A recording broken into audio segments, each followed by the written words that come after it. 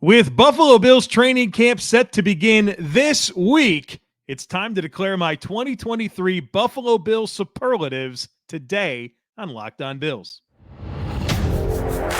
You are Locked On Bills, your daily Buffalo Bills podcast. Part of the Locked On Podcast Network, your team every day.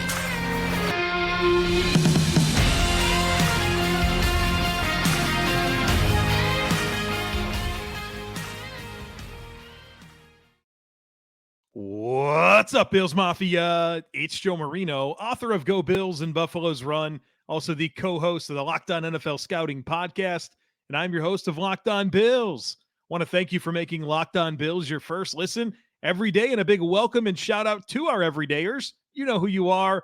Those of you who never miss a single episode, I appreciate y'all being here very, very much. I'd also like to invite you to subscribe or follow for free on YouTube or wherever you listen to podcasts. We're part of the Locked On Podcast Network, your team every day. Today's episode is brought to you by LinkedIn. LinkedIn Jobs helps you find the qualified candidates you want to talk to faster. Post your job for free at linkedin.com/LockedOnNFL. That's linkedin.com/LockedOnNFL to post your job for free. Terms and conditions apply. Well, folks, we made it. Training camp starts this week. The Bills report on Tuesday, they practice on Wednesday, and the 2023 season feels like it's finally here. And obviously a season that comes with expectations for the Buffalo Bills. And I'm excited to talk you through everything that's going to happen throughout the course of training camp, preseason, the regular season, the playoffs, and beyond. So on today's podcast, we're going to do my 2023 Buffalo Bills superlatives. I've done this every single year. And so I look at this team from a very high level, and I consider some categories, if you will. And those categories or superlatives are dark horse MVP, comeback kid, rising star, don't forget about, needs to rebound, breakout guy, and under the radar. I will give you my choice for each one of those superlatives, and I'm excited to do that. Now, one thing that I'm very hopeful for through today's discussion is that you provide me with your answers. So if you are watching on YouTube, leave a comment. Let me know your picks for each of the superlatives. I'll put a comment down in the comments and pin it so that way you can just copy paste all of the superlatives and let me know your answer. And I'm looking forward to spending some time seeing what you guys say. It's very valuable for me to get that feedback. It really allows me to gain some perspective into what you guys are thinking about. So would love to see as many comments as possible for today's discussion. But let's give you my answers for each of these superlatives. And I want to start with dark horse MVP. Dark horse MVP. So not like Josh Allen or Stefon Diggs or Matt Milano. Dark horse MVP. And I think the name that's appropriate, at least in terms of how I see it, is James Cook, the Bills' presumed lead running back in 2023. And I just feel like James Cook is going to mean a lot to this football team this year and beyond. And obviously the Bills have moved on from Devin Singletary. He played out his rookie contract and signed a deal with the Houston Texans. And Devin Singletary did a nice job for the Buffalo Bills. Very dependable player, led the team in rushing each of the last 4 seasons, and all around was solid. But the Bills have a much more dynamic football player primed to succeed Devin Singletary in James Cook. And what James Cook really brings to the table in ways that Devin Singletary didn't bring to the table is speed and pass catching ability. James Cook has the ability to win outside with his runs. He has the ability to produce in the passing game. And that multifaceted skill set, I think, can mean a lot to the Bills offense. Now, I'm not expecting James Cook to go out and have like 1,500 rushing yards and another 700 receiving yards. I don't know that his volume numbers are going to be really off the charts. I think he'll have good production, but not like among the most productive running backs in the NFL, because I still think the Bills are going to very much be a pass-first offense, and I still think that they're going to get other running backs involved. We've heard Sean McDermott say that, hey, it's not good for one running back to carry the entire load in the backfield. And so James Cook is going to be supported by Damian Harris and Latavius Murray and Nyheim Hines. But I do think James Cook is your lead back that can challenge for 200 touches this year. And so I think statistically he will produce well, but it's also what James Cook's skill set means for the overall offensive scheme. And because he is a running back that could also flex out and play in the slot and run routes and produce as a pass catcher, that can put defenses in a lot of conflict, especially when you're going to lean into more 12 personnel, which means more 2 tight end sets on the field. Because when you put 12 personnel on the field, 1 running back, 2 tight ends, typically you can force the defense into a heavier package of defensive players, probably more like their base alignment. Well, what the Bills can do with James Cook is go from 12 personnel, 2 tight ends, 1 running back, to still having 2 tight ends and 1 running back on the field, but empty formations, and really spread defenses out and put a lot on Josh Allen to just find mismatches and throw the football. And because James Cook has that multifaceted skill set, he puts a lot of stress on opponents. And if deployed correctly, I think the Bills can get a lot out of James Cook in 2023. And his production will be good, but also just what he means to the offensive scheme excites me. And James Cook, obviously his rookie season couldn't have started worse. First touch, fumbles the football. I think it's important to remind everyone that he didn't fumble again the entire season. And I think that James Cook was the player on the team that showed the most in-season growth throughout the 2022 season. The way that he looked as a rookie, in those first few games, and by the end of the season, I thought it was night and day. Things slowed down for him, and I thought he was more reactionary, right? You can just really see him trusting some God-given talent that he has. And so my dark horse MVP is James Cook, not only because I think he's going to produce, but I think he's going to mean a lot to what the Bills want to accomplish scheme-wise to unlock the full breadth of this offense. So James Cook, my dark horse MVP. My comeback kid. Now, look, the low-hanging fruit here is Damar Hamlin. If Damar Hamlin makes his football team and appears in another NFL game, he's going to be the NFL comeback player of the year, and it won't be close. It'll be a landslide. And so I want to stay away from that. My comeback kid is going to be Micah Hyde. The last time we saw Micah Hyde was week 2 against the Tennessee Titans in 2022, a blowout win for the Buffalo Bills. We haven't seen him since. Now, we've been told that he was cleared to play in the AFC Championship game, and if the Bills got to the AFC Championship game, he was going to play. Well, the Bills didn't get there. And so now we're going to get our next chance to see Micah Hyde on the field to start the 2023 season. And let's not forget how good of a football player this is. Micah Hyde's one of the best safeties in the entire NFL. He's arguably the best deep ball defender in the entire NFL. And the tandem of him and Jordan Poyer is as special of a positional tandem as you're going to find in the entire NFL. And they're entering their 7th season together in this defense. And I think they're going to perform extremely well. But Micah Hyde's presence is going to unlock more of Jordan Poyer's diversity, which puts him in positions to make more plays. But again, like I mentioned with Micah Hyde, probably the best deep ball defender in the NFL. And a statistic that I came across recently, courtesy of the Play Callers podcast, or it's the Play Callers podcast series on the Athletic Football feed with Jordan Rodriguez. And she interviewed all these great coaches and put together an amazing mini series that I encourage anyone to check out. But if I'm not mistaken, it was Robert Saleh, who's actually the head coach of the Jets. He said that when an offense has a play of 20 or more yards on a drive, their likelihood of scoring points increases 30%. And the Bills were still pretty good. I mean, towards the top of the league in terms of limiting explosive plays and having a low average depth of target against their defense, but not like it is or was when Micah Hyde's part of the mix.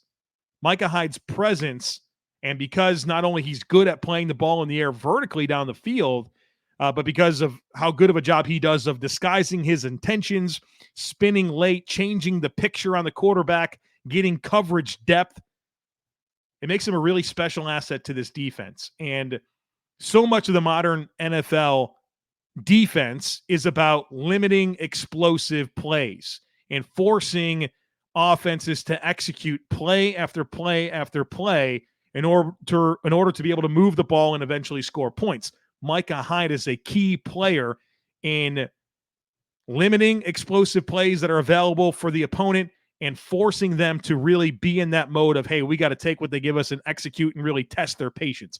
And if you're not patient and you want to try to force the football, Micah Hyde's going to make you pay. Hello, Mac Jones in the playoffs where Micah Hyde ran, 60% of the field across of it and picked off that football in the end zone. That's the type of skill that he has. And so my comeback kid is Micah Hyde reuniting with Jordan Poyer for a seventh season and everything that means for the Bills defense, especially when you're transitioning away from Tremaine Edmunds and a new Mike linebacker. I think Micah Hyde is going to be so critical for this defense. He's my choice for comeback kid. All right, we got a bunch more to get to here today on the podcast. But first, I need to tell you about LinkedIn. These days, every new potential hire can feel like a high-stakes wager for your small business. You want to be 100% certain that you have access to the best qualified candidates available, and that's why you have to check out LinkedIn Jobs. LinkedIn Jobs helps you find the right people for your team faster and for free. It's so easy to create a free job post over at LinkedIn Jobs. All you do is create the post, then add your job in the purple hashtag hiring frame to your LinkedIn profile to spread the word that you're hiring. And then simple tools like screening questions make it easy to focus on candidates with just the right skills and experience so you can quickly prioritize who you'd like to interview and hire. It's why small businesses rate LinkedIn Jobs #1 in delivering quality hires versus leading competitors. LinkedIn Jobs helps you find the qualified candidates you want to talk to faster.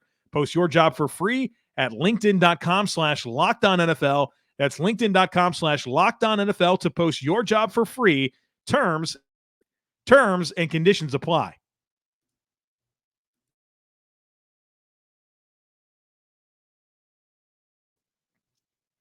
All right, folks, we got 3 more superlatives to get to in this segment. Rising star, don't forget about, and needs to rebound. And let's, of course, go to rising star.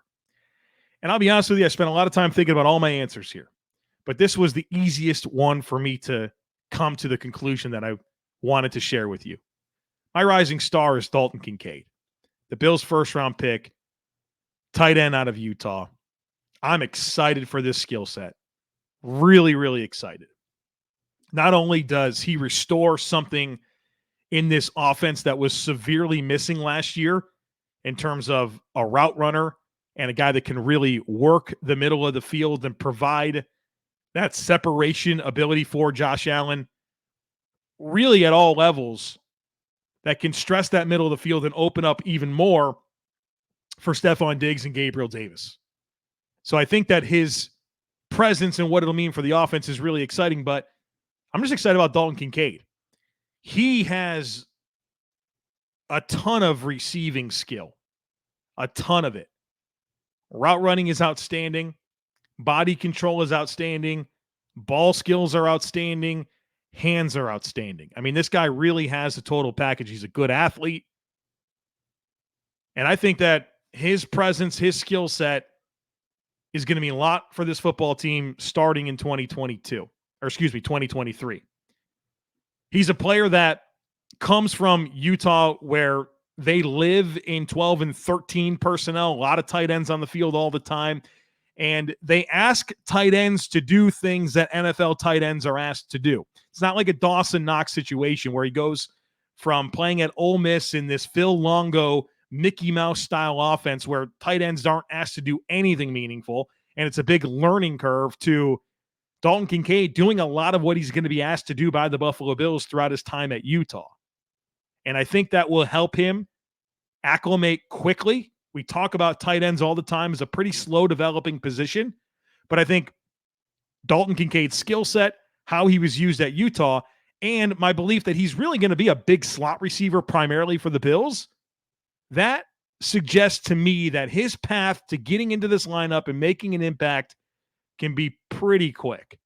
And thinking back through the OTA reports, felt like he was kind of ramping up every single week, and just a lot of great commentary from so many different people, whether it was Von Miller or Sean McDermott or Josh Allen or the media that was in attendance for those OTA practices. Just feels like Josh Allen and that rapport with Dalton Kincaid is growing, and he's really capitalizing on his opportunities to produce in practice. And I just feel like this player is going to mean a lot for this football team. And I think quite quickly we're going to realize that the Bills have a special player in Kincaid that will be recognized as a rising star in the NFL. So rising star pick for me is Dalton Kincaid.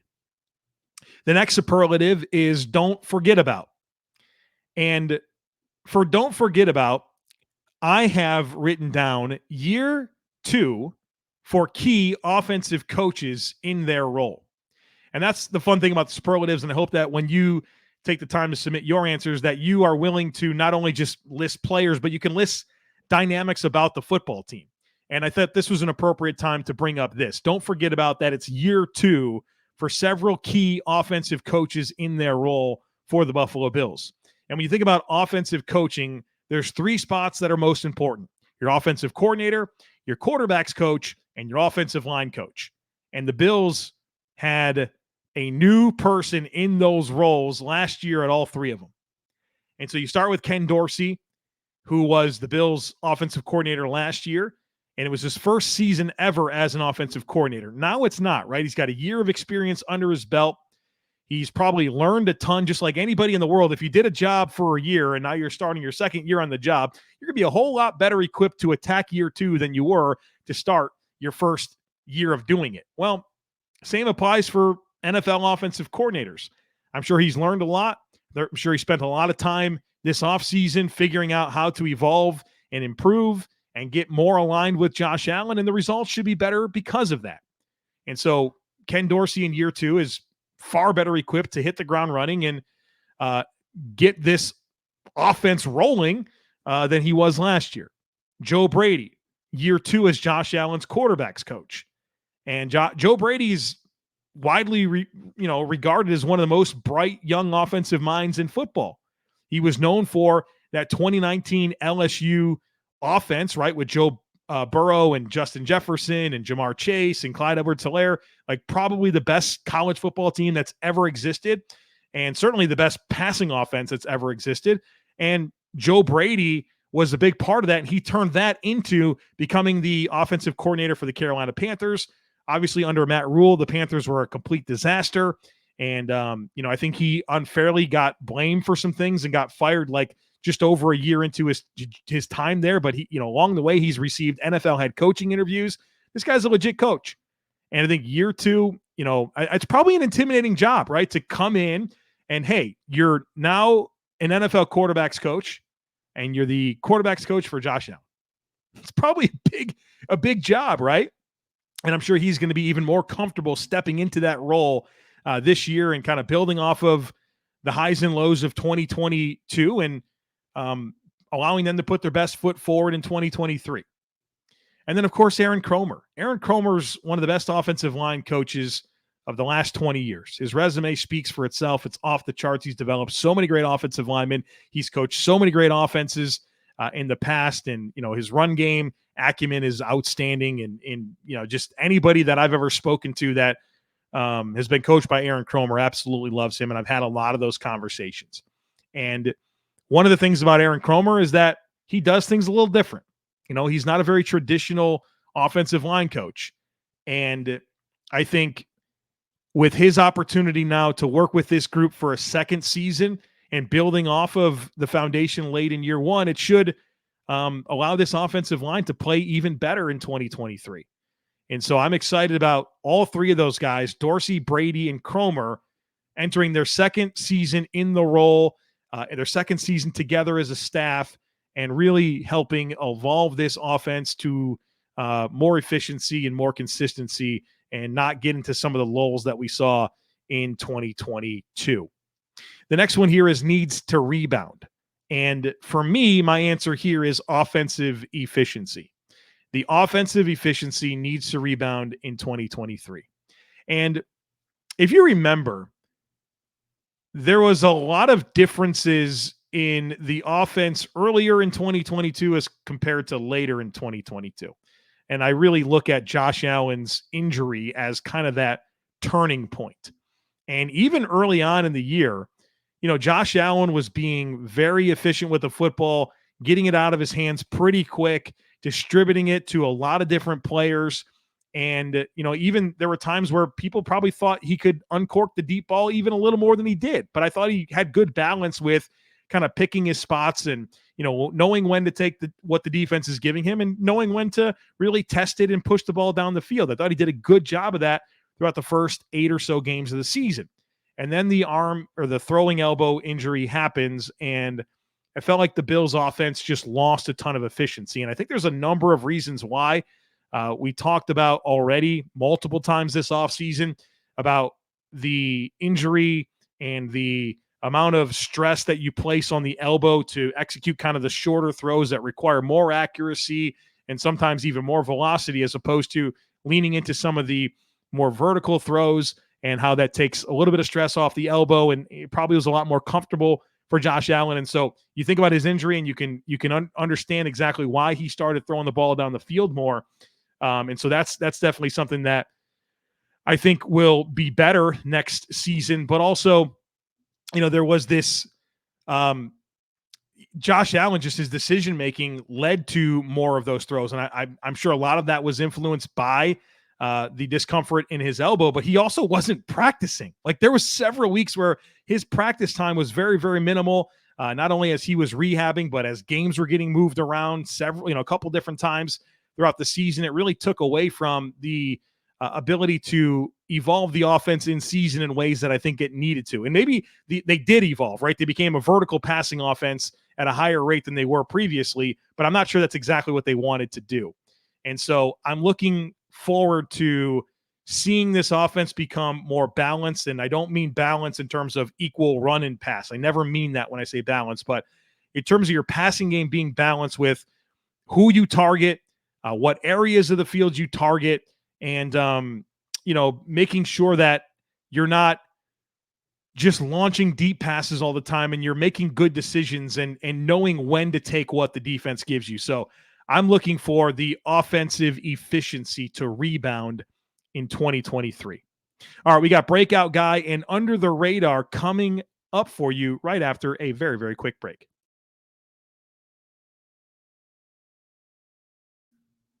All right, folks, we got a couple more superlatives to get to here today, but first I would like to invite you to join the Locked On Bills subtext community. We've been doing this for a few months now, and it has been so fun. Check it out. There's a link in the show notes for today. So if you're watching on YouTube or if you're listening on a different podcasting medium, check out the show notes. There's a link to join the Locked On Bills subtext community. Everybody gets a 2-week trial to see if you like it. But here's what you get. And my favorite part is the one-on-one text conversations with me. Spend time every day going into the subtext and interacting with subscribers, people that have questions. We talk Bills football, and it's been fun getting to know you guys better and also getting to share more of myself. You get priority when it comes to herd mentality. Like I've said, there's never been a herd mentality question submitted through subtext that I didn't answer on the podcast. So that's a pretty cool feature. We have some exclusive content. I send out regular Bills musings, thoughts, right? Just some things that I'm thinking about with the team. I send that out to everybody. I gave you my first reaction to all Bills news. So a lot of cool stuff through the Locked On Bills subtext community. Check it out. A link in today's show notes for you to join. All right, we got 2 more to get to here in terms of my 2023 superlatives. The next one is the Breakout Guy. And there's a lot of players that I think you can consider for Breakout Guy. And that's exciting because that means that you have a lot of players that could take a step and make a greater impact than they have in the past. And so I thought about Greg Rousseau. I thought about James Cook. Thought about Khalil Shakir. Thought about Kyer Elam. Thought about whoever wins the middle linebacker job. Dalton Kincaid, I guess. I've already kind of used him as my what was it? The rising star. My breakout guy is Spencer Brown. And I know that Spencer Brown is not the most popular player on the team amongst the fans. And there's a lot of frustration for his inconsistency as a football player and the protection issues and hits that Josh Allen took and sacks that Josh Allen took because of Spencer Brown. But I look at Spencer Brown entering his third season a lot like I looked at Dawson Knox entering his third season, where there's just so many parallels between the two. Both dynamic physical traits, right? Both guys have all the size and athleticism you could ever want for a player at their respective positions. Both guys were players that underwent a position change when they went from high school to college. Dawson Knox was a high school quarterback that switched to tight end. Spencer Brown was a tight end in 8-man football that switched to offensive tackle. Both were very underprepared coming out of college. Dawson Knox playing in Phil Longo's offense that doesn't really feature tight ends. He caught like 39 passes in 4 years and no touchdowns. Spencer Brown just played 2 seasons at Northern Iowa. So he goes into the NFL with literally 2 seasons of playing time for his life as an offensive tackle, and now he's got to do it against the best players in the league. Both Spencer Brown and Dawson Knox were third-round picks. Both were players that fans wanted to replace going into their third seasons. Both were players that battled injuries early on in their career. Dawson Knox had a bunch of stuff early on. Same thing with Spencer Brown. Spencer's been battling some injuries, whether it was his back. I think he had an elbow injury as well. But that back injury is significant. He didn't even have an off season between 21 and 22 because he was rehabbing a back injury. I mean, he didn't even have full contact practice reps until days before the Bills played the Rams. And so I just feel like it's been a rough go for Spencer Brown to this point, but I feel like it's completely explainable. I think it'd be hard for anybody in the world to go in and play high-level offensive tackle under the circumstances that Spencer Brown has faced. And he's got a healthy offseason. He knows how important this year is for him in his career and his time in Buffalo. He's been candid about that. I've recommended the article that Jay Skursky wrote for the Buffalo News, which got into that back injury, and there's some really good quotes in there from Spencer Brown that I encourage you to check out. But at the end of the day, this guy has all the physical skill in the world to be a really good offensive tackle. And I think he's had some really good experience now to this point. And I think that the stage is set for him to come in and realize his ceiling this year.